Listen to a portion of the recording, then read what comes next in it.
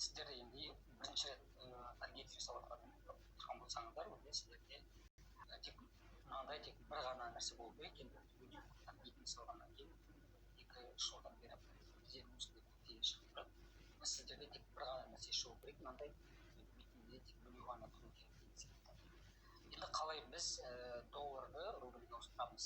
Яғни сіздер мына бетке өту үшін оның алдында сабақтар қараған болсаңыз, яғни Facebook'қа кіресіздерде нені басасыздар. Көрсетіп жіберейін сіздерге мысал ретінде. Facebook'қа кірдік.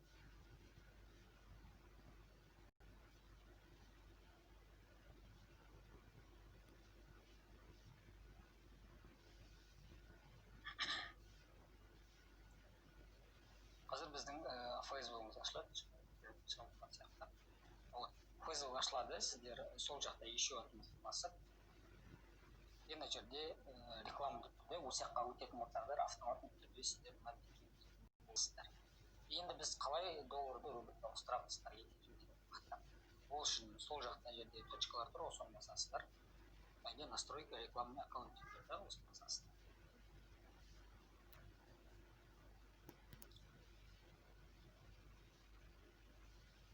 Қазір бізде настройка шығатын болады.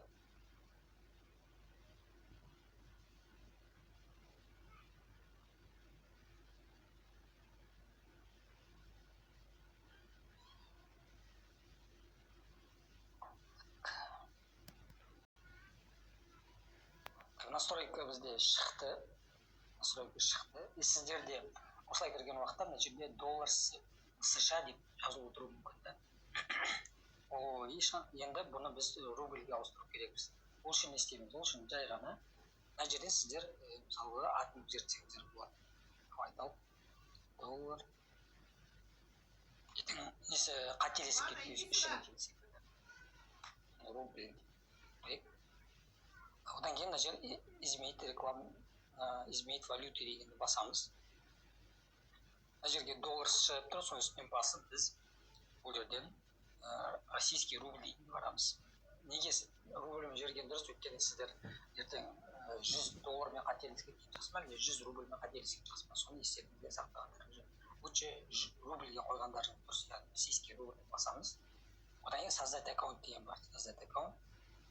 Деактивировать рекламный аккаунт деген бар, соны басамыз.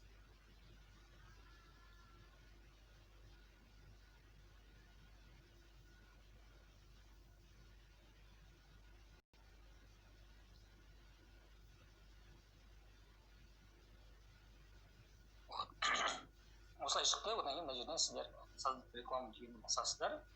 Покинуть страницу.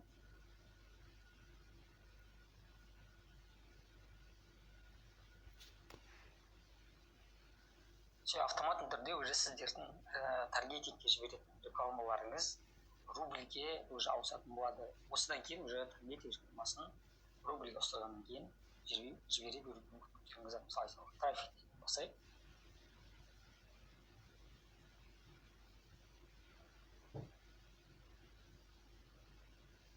Одан кейін далее продолжить. Қазір біз тексереміз, яғни рубльге ауысты ма, ауысқан жоқ па деген секілді. Яғни таргетинг жіберу барысында сіздер установите бюджет деген қасында сіздер там рубль деп жазып тұратынбыз, значит, сіздердің рекламный аккаунттарыңыз рубльге ауысты деген сөз. Мына жерден ешқандай нәрсе өзгертпей қойып. Мысал ретінде мен сіздерге бұл жерде көрсетіп жатырмын. Яғни жаңағыдай ауыстырған уақытта міндетті түрде сіздерге рубль шығуы қажет. Астыға қарай түсеміз.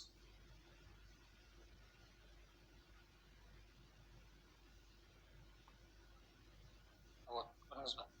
Бюджет и трафик бюджет, дневной бюджет, там 400 рубль деп тұрады. Оның алдында сабақтарда, егерде сіз таргетинг берген уақытта мына жерде сізде доллар деп тұратын болсаңыз, жаңа мен көрсеткенде рубльге ауыстырып жіберіп, рубльмен жібере берсеңіз болады. Осылайша сіздер өздеріңіздің рекламный аккаунттарыңызды доллардан рубльге оп-оңай ауыстыра аласыздар.